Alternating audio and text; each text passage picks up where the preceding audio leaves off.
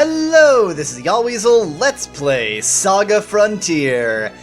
Oh, I wish I could describe to you how much nostalgia I feel when I hear that opening theme. So, while the opening theme continues playing, I'll just explain a little bit about my background with this game and why I'm playing it. So this is a game that I played on the PlayStation when it came out. This is a PlayStation game, and in fact, I'm playing it on a PlayStation 2. With the, output plugged into my computer, so if this looks a little bit different, it's because for once I'm not using an emulator. This is legit. This is how it's actually supposed to look, not how an emulator makes it look, so that's fantastic. Anyway, this is SaGa Frontier. You can see all these characters in the background of this opening screen with its beautiful music and beautiful art and all that. Each of them has a unique plot in this game. So that's sort of what makes this game interesting and different. Basically, some of them, like Red and, some of them, like Loot and Blue, don't have too much of their own plot, but they're all set in the same universe and have the same sort of side quests that they can do. So Loot and Blue can still access all of the side quests, so those are very good ones for seeing just all of the things that this universe opens up to you. Others, like SaGa and Red, have a lot of their own story, and as a result, there's sort of less time to go and sort of explore the universe at large. But they're all set in the same universe with basically the same kinds of goals, but their own plot and their own sort of accomplishments along the way. So I'm going to play SaGa. I'm going to play SaGa because that's what I'm going to play. And I will try to explain a little bit more about it while it does this silly system data thing. So, basically, you have all of these characters, and you can play them in whatever order you want, and they don't directly interact for the most part, but they each share the universe, so if you play it multiple times, then you'll see a lot of the same sort of side quests. As a result, it's sort of like a cross between an RPG, primarily, and sort of an open-world sandbox kind of game. In a sense, in a very, remote sense. That had sort of a negative influence for me, although I love this game, and I love both RPGs and open-world sandbox kinds of games. From my perspective, it meant I actually never beat this game, because I got to a point where I wasn't really sure what I could do next. There were many options, and none of them clearly led to the next, progress point that I was actually sort of accomplishing something new, and so I always sort of ended up giving up on it somewhere in the middle, which was silly of me. So I want to actually beat this game. Not with every character, but with one character. I've beaten it with one character, I've beaten it with Blue, but I'd like to beat it with, someone else, with someone who has a little bit more plot to them. Okay, so we've set up our system data. Now, the other thing I love about this game is the art style. Oh, I love the art style of this game so much, because it's sort of in this intermediate era. This is your personal data, hang on to it. In this intermediate era in computer art where nothing needs to be tiled, but it's not all rendered 3D yet. So the backgrounds are all hand-drawn, and they're amazing. Let's see one right now, probably. Ah, CD load times. Huzzah! There we go. All hand-drawn. So great. Oh, this is why I love this game. This is really... just seeing these, hand-drawn, sort of watercolory backgrounds. Yes. Love this game.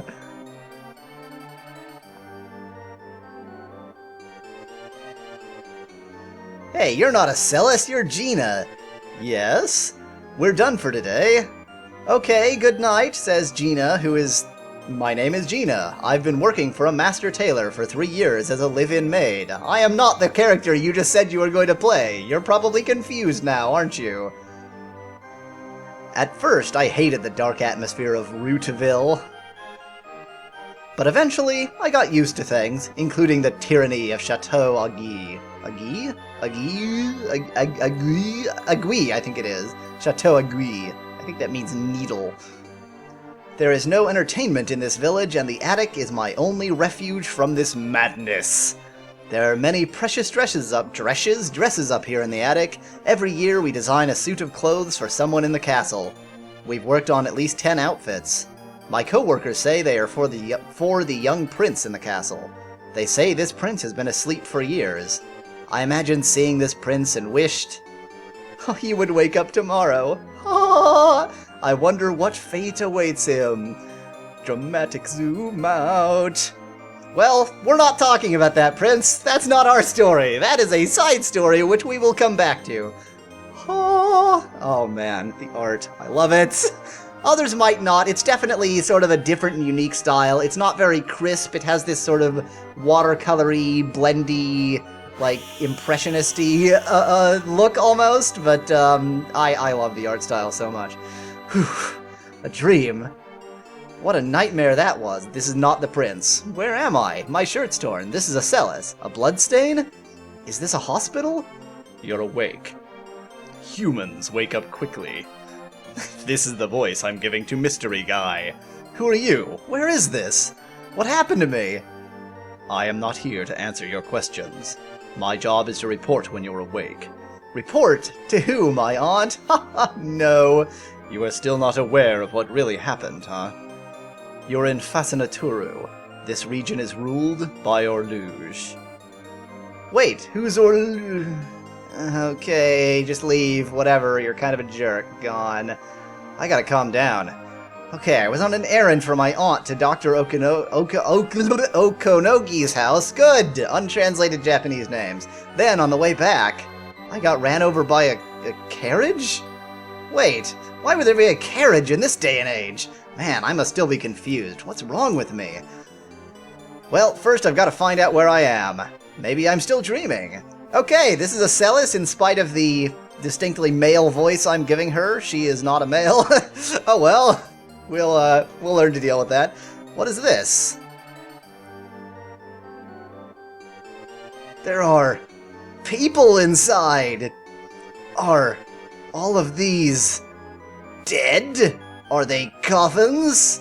Yes, we've woken up mysteriously in a very, very creepy place. I don't know if there's anything much to be done with these coffins. I think there isn't.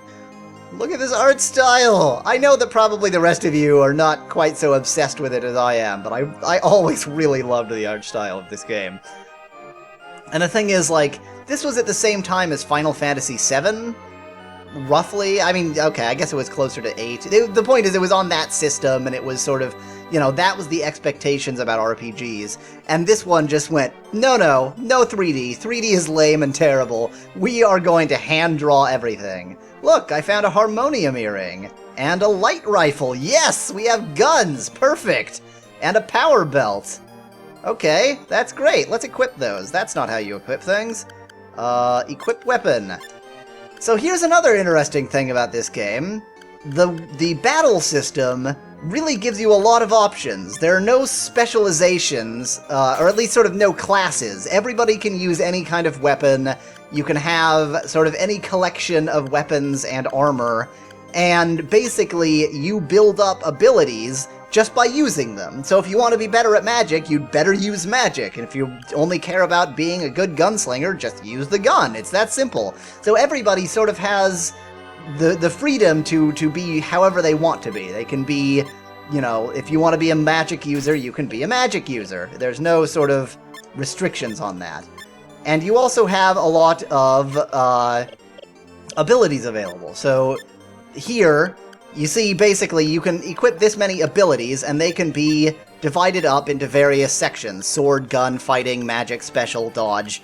And each of them can just be built up by using the appropriate skills. So if I had any magic abilities, which I don't, then I could build up magic better by just using it. My body, it feels so heavy. Drop harmonium earring, drop power belt, drop light rifle. Well, great. Oh, I didn't think I was gonna get to keep those anyway. It was a nice, you know, thought.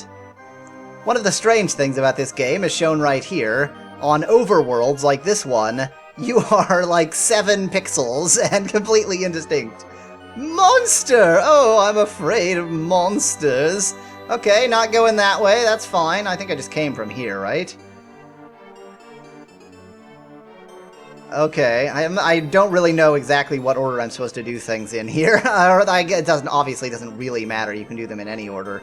I know that that's significant, so let's go ahead and not do that immediately. What's going on over here? Hey buddy, what's up? So you're the human girl who inherited Orluge's power.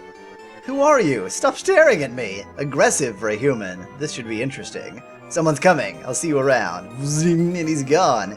Did you talk to Zosma? Infidel! How dare he sneak into the castle? He might still be around. His name's Zosma? Okay, there's some Zosma character that we'll probably have to deal with at some point. More coffins here, that's classy, great. I think that coffins add to any decor, really. If you just want your house or sort of place of business, doctor's office to look better, add coffins. It looks great. This is obviously an important coffin. I think I can look at it somehow, can I not? Nope! Never mind, the coffin isn't important at all. I thought it was. Oh well, okay. So we're wasting our time, that's great. Don't think that this is the sort of theme for the entire game. This is just how Fascinaturu looks. So we're going to see a lot of different areas. It's fairly varied. Okay, what's going on? I don't know, over here? I'm just wandering. I truly don't know what I'm supposed to be doing precisely at this point. I know that an event will happen if I go into that place up there, but otherwise... I think one of these coffins is interesting in some way. Apparently not this one, though. That one looks empty, so... Looks like we're finding rooms and rooms full of coffins. Great. Good to know that we're now surrounded by vampires or something. I'm not exactly sure what the significance of those are. Like I said, I haven't beaten Acelus's route, so I don't know sort of the things that you only learn later on the route. But I want to. That's why I'm doing this. Oh, CD load times. I don't like that. Black screen for 5 seconds. Yep. More coffins. Okay, so we can find lots of coffins. That's fun. Okay.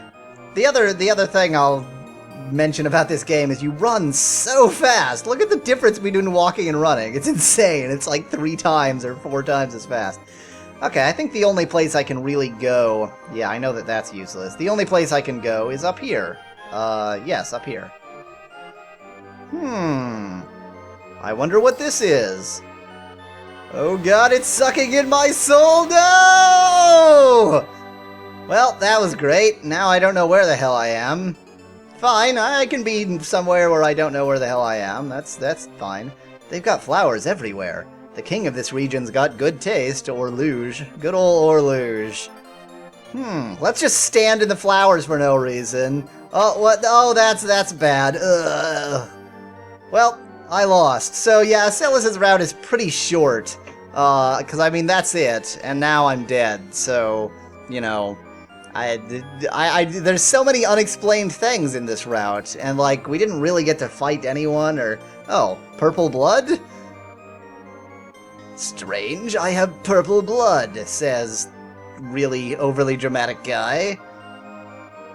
Oh, never mind, I'm alive, okay, that's good. Okay, thought that was a little bit brief. I am alive. No wound. If this is a nightmare, please let me wake up. Well, let's figure out what's happening with the Purple Blood Nightmare next time. Until then, thanks for watching. If you liked this video, feel free to leave a like below. Cheers! From Yahweasel.